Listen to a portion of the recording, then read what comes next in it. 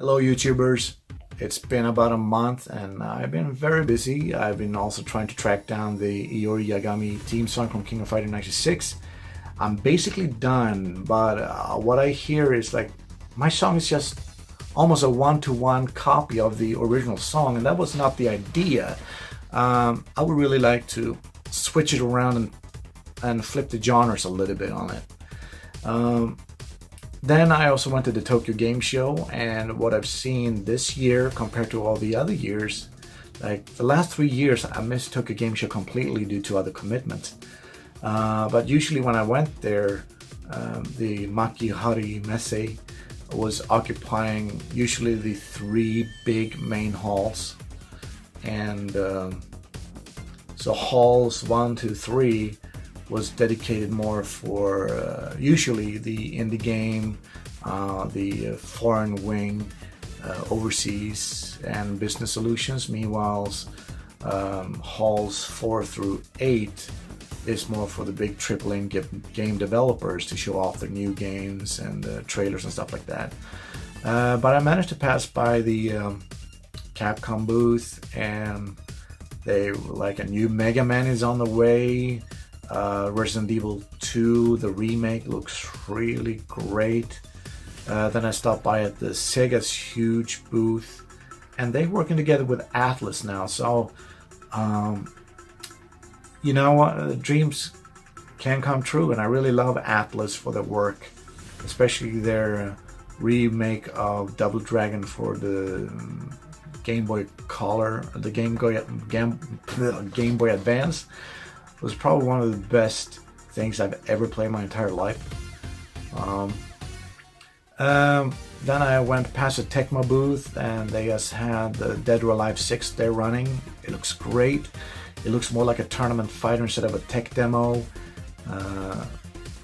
But still, yeah, I mean, there wasn't so much more to see from my point of view, because no other genres really gets to me. I mean, Activision was nowhere to be seen. EA had just a tiny booth this time around.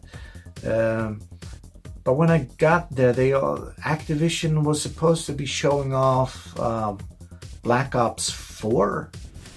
I didn't see that anywhere on the game show floor.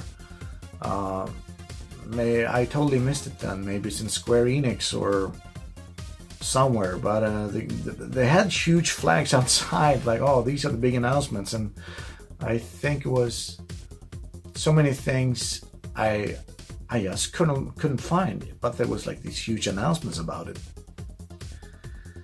But Sega had quite an interesting game coming up, and if bound by tradition, maybe in a few weeks I might get a phone call from them to write. Maybe they will ask me to write music for the new game that takes place in the same area as the Yakuza series. But this one is considered to be legal drama. So think Ace Attorney mixed with Yakuza, and then you have a really, really cool fit right there. It looks amazing. The motion capture, the facial capture of the actors and the Japanese counterparts looks exactly the same. But at the end of the first day, I also went over to the other place, which is called halls 9 through 11. And this other hall I've never been to my entire life, but there was like independent games, and like a quarter of the hall with small developers from overseas. There was one guy who had canceled, and I know who the guy is. When I played this game just a few years ago, it was like a trial and error game with a teddy bear who gets killed over and over again, for you to be able to build a level where you can actually succeed by stepping over your dead body, so to speak. But he wasn't there. But I finally met the people who sent me the free ticket over to come to the game show and watch, and there was a people over at Cold Fusion. Michael Tedder is the programmer and a friend that I met through the development meetup here in Tokyo. And he's also the guy who put me together with his French demo group called Control Alt Test.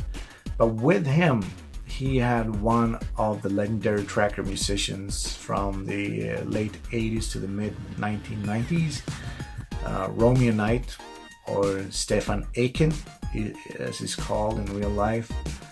And we just talked and talked and talked for like hours on end about music, the trackers. He actually have a great knowledge about a guitar I would like to buy. I would like to find a guitar that can handle multiple genres and stuff like that. So he's your guy if you're looking for guitars, and he has lots of guitars.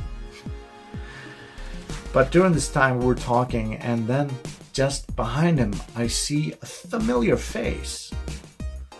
And of course, I was like said, oh my god, it's Kenny Omega. And Kenny like, huh? Turned around and said, I'm sorry, Mr. Kenny, or something like that. I like the way you portrayed Cody, and I'm the guy who wrote the music for Cody. I know we talked a little bit on Twitter, but here I am. I was like, oh yeah, that was awesome. And he's like very different from his resting persona, and we took a selfie, so I put it up here, and he just asked, so what's next? And well, I just finished everything with season 3, so I don't know, but if there's anything new, I wish I can keep working on it. And then we took the selfie, and then he walked away over to the Capcom booth. Well, not the booth, but the shopping area where they had in this hall as well. So I got to meet 2 legendary people in a span of 2 hours, so that was pretty nice. But then after that, usually there's supposed to be an after party or something.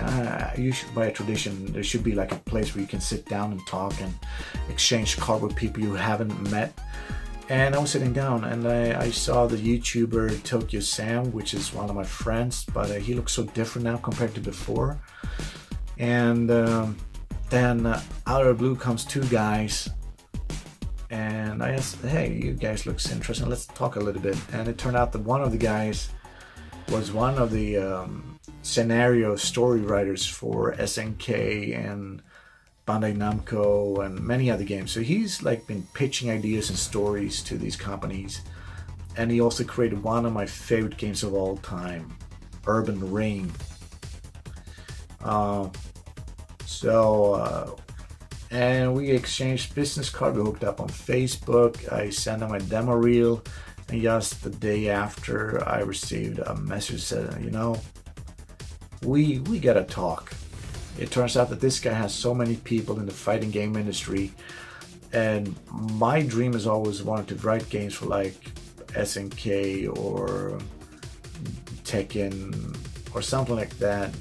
But then we were talking about these redevelopments of like the new Streets of Rage 4 and this other title that's actually Yu Suzuki's involved with called The Takedown, or no, The Takeover. And so we gave our own spin on it, and we actually felt like we were on the same page when it comes to what we look into games, what we feel is critical.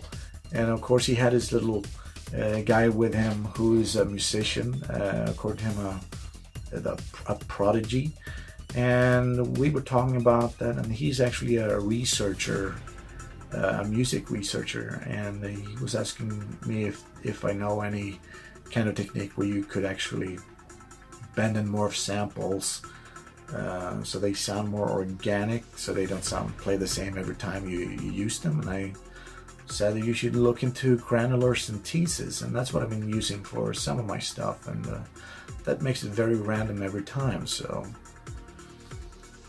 yeah, that was amazing. The second day I took it a lot easier. I bought some more goods.